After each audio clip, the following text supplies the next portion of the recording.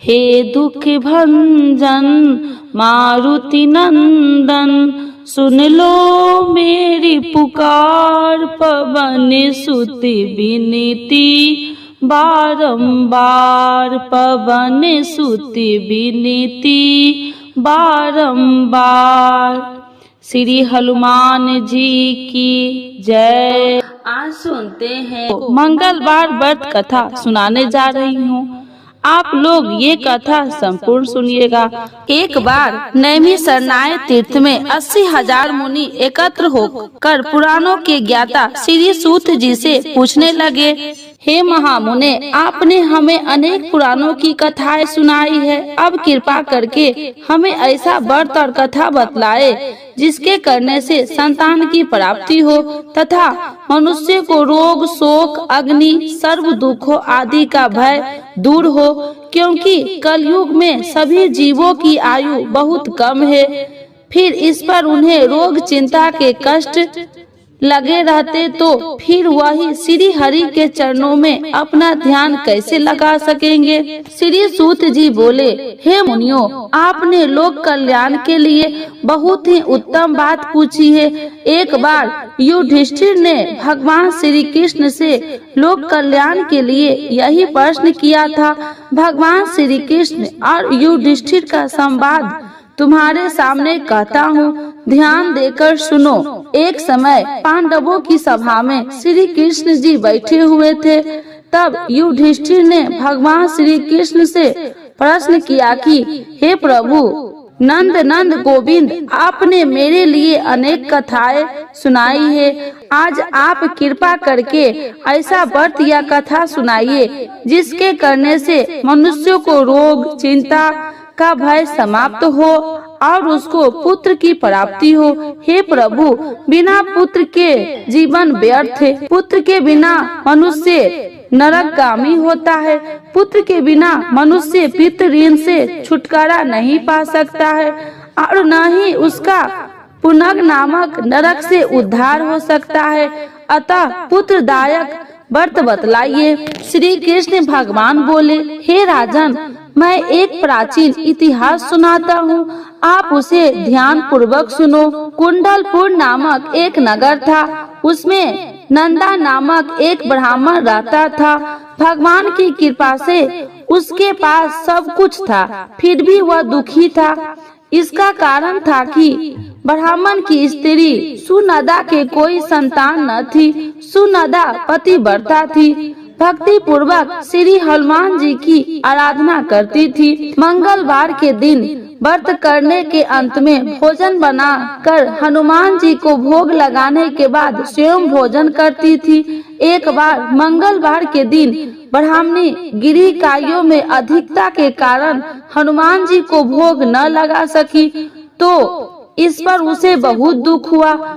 उसने कुछ भी नहीं खाया और अपने मन में प्रण किया कि अब तो अगले मंगलवार को ही हनुमान जी का भोग लगाकर अन्न जल ग्रहण करूंगी। ब्राह्मणी सुनदा प्रतिदिन भोजन बनाती, श्रद्धा पूर्वक पति को खिलाती, परंतु स्वयं भोजन नहीं करती और मन ही मन श्री हनुमान जी की आराधना करती थी। इसी प्रकार 6 दिन गुजर गए और ब्राह्मणी सुनदा अपने निश्चय के अनुसार भूखी प्यासी निराहार रही। अगले मंगलवार को ब्राह्मणी सुनदा प्रातः काल ही बेहोश होकर गिर पड़ी।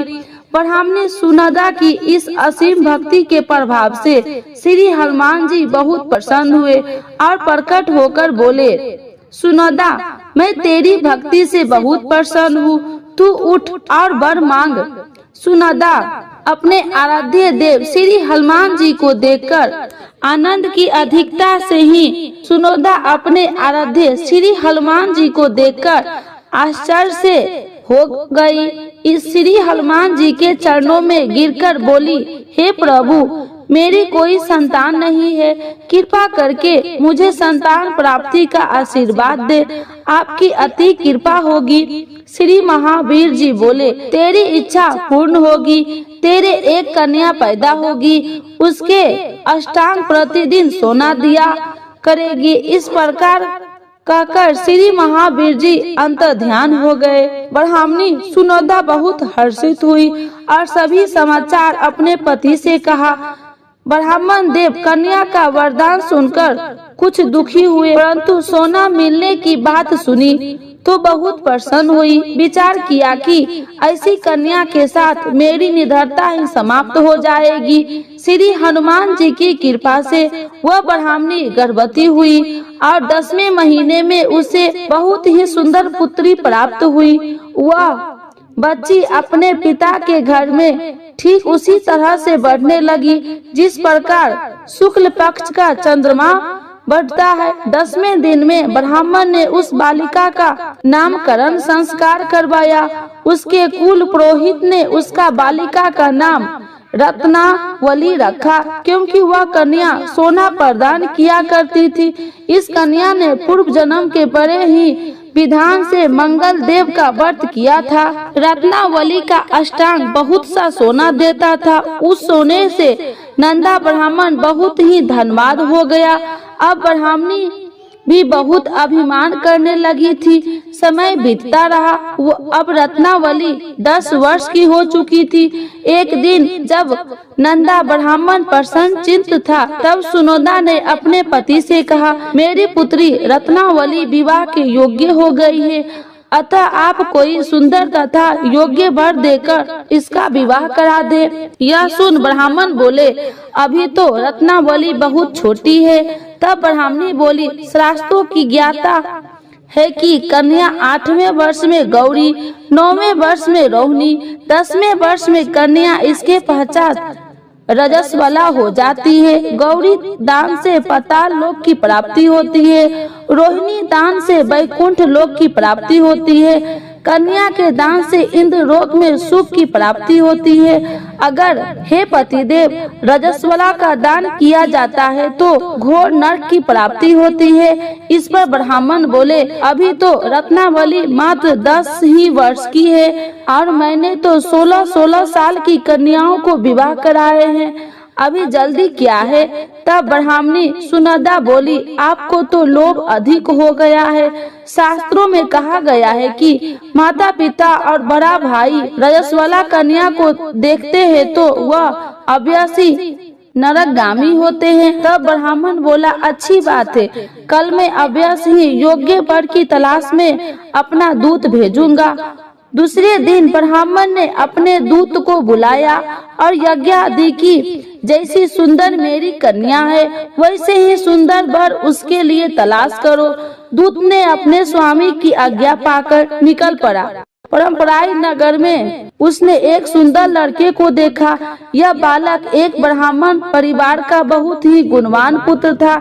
इसका नाम रामेश्वर था। दूत ने इस सुंदर व गुणवान ब्राह्मण पुत्र के बारे में अपने स्वामी को पूर्ण विवरण किया। ब्राह्मण नंदा को भी रामेश्वर अच्छा लगा और फिर शुभ मुहूर्त में विधि पूर्वक कन्या का ध्यान देकर ब्राह्मणी संतुष्ट हुए, परंतु ब्राह्मण के मन में तो लोभ समाया हुआ था। उसने कन्या दान तो कर दिया था, वह बहुत हित भी किया था। उसने विचार किया कि रत्नावली तो अब चली जाएगी और मुझे इससे जो सोना मिलता था वह अब मिलेगा नहीं। मेरे पास जो धन था कुछ तो इसके विवाह में खर्च हो गया और जो शेष बचा है वो भी कुछ दिनों के पश्चात समाप्त हो जाएगा। मैंने तो इसका विवाह करने बहुत बड़ी भूल कर दी है। अब कोई ऐसा उपाय ही रत्नावली मेरे घर में ही बनी रहे, अपनी ससुराल न जावे। लोभ रूपी राक्षस ब्राह्मण ने मस्तिष्क पर छता जा रहा था। रात भर अपनी सैया पर बेचैनी से करवटे बदलते बदलते उसने एक बहुत ही क्रूर निर्णय किया। उसने विचार किया कि जब रत्नावली को लेकर उसका पति रामेश्वर अपने घर के लिए जाएगा तो वह मार्ग में ही छिपकर रामेश्वर का वध कर देगा और अपनी लड़की को अपने घर लावेगा, जिससे नियमित रूप से उसे सोना भी मिलता रहेगा और समाज का कोई मनुष्य उसे दोष भी नहीं दे सकेगा। प्रातः काल हुआ। नंदा और सुनंदा ने अपनी जमाई तथा लड़की को बहुत सारा धन देकर विदा किया। रामेश्वर अपनी पत्नी रत्नावली को लेकर ससुराल अपने घर की तरफ चल दिया। ब्राह्मण नंदा महालोभी के वशीभूत में हो अपनी मति खो चुका था। पापी पुण्य को उसे विचार न रहा था। अपने भयानक व क्रूर निर्णय से कार्य रूप देने के लिए अपने दूत को मार्ग में अपने जमाई का वध करने के लिए भेज दिया, ताकि रत्नावली से प्राप्त होने वाला सोना उसे हमेशा मिलता रहे और वो कभी निर्दय न हो। ब्राह्मण ने दूत ने अपने स्वामी की आज्ञा का पालन करते हुए उसने जमाई रामेश्वर का मार्ग में ही वध कर दिया।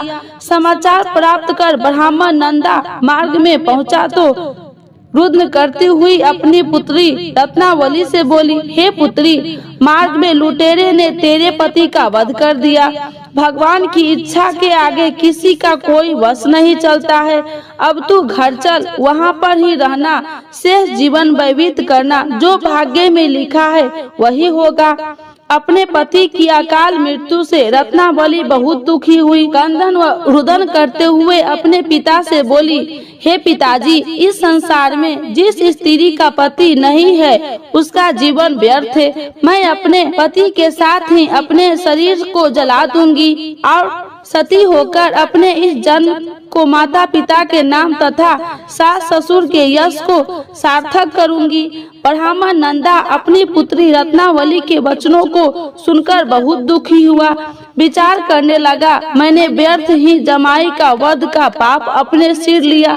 रत्नावली को उसके पीछे अपने प्राण तक देने की तैयार है। मेरा तो दोनों तरफ से मरण हो गया, धन तो अब मिलेगा नहीं। जमाई वध के पाप के फल स्वरूप यम यातना भी भुगतनी पड़ेगी। यह सोचकर वह बहुत खिन्न हुआ। रामेश्वर की चिता बनाई गई। रत्नावली सती होने की इच्छा से अपने पति का सिर अपनी गोद में रखकर चिता में बैठ गई। जैसे ही रामेश्वर की चिता को अग्नि लगाई गई, वैसे ही प्रसन्न होकर मंगल देव वहाँ प्रकट हुए और बोले, हे रत्नावली, मैं तेरी पति भक्ति से बहुत प्रसन्न हूँ, तू वर मांग। रत्नावली ने अपने पति का जीवन दान मांगा। तब मंगल देव बोले, रत्नावली, तेरा पति अजर अमर है, यह महाविद्वान भी होगा और इसके अतिरिक्त तेरी जो इच्छा हो वर मांग से। तब रत्नावली बोले, हे ग्रहों के स्वामी, यदि आप मुझ पर प्रसन्न हो तो मुझे यह वरदान दीजिए कि जो भी मनुष्य मंगलवार के दिन प्रातः काल लाल पुष्प लाल चंदन से पूजा करके आपका स्मरण करे, उसको रोग व्याधि न हो, सर्व जनों में कभी वियोग न हो, सर्प अग्नि तथा शत्रुओं का भय न रहे।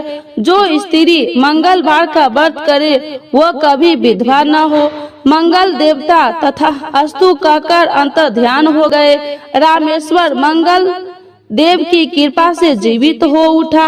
रत्नावली अपने पति को पुनः प्राप्त कर बहुत प्रसन्न हुई और मंगल देव का व्रत करके मंगलवार को करने व्रतराज और मंगल देव की कृपा से इस लोक में सुख यशवर को भोगते हुए अंत में अपने पति के साथ स्वर्ग लोक गई।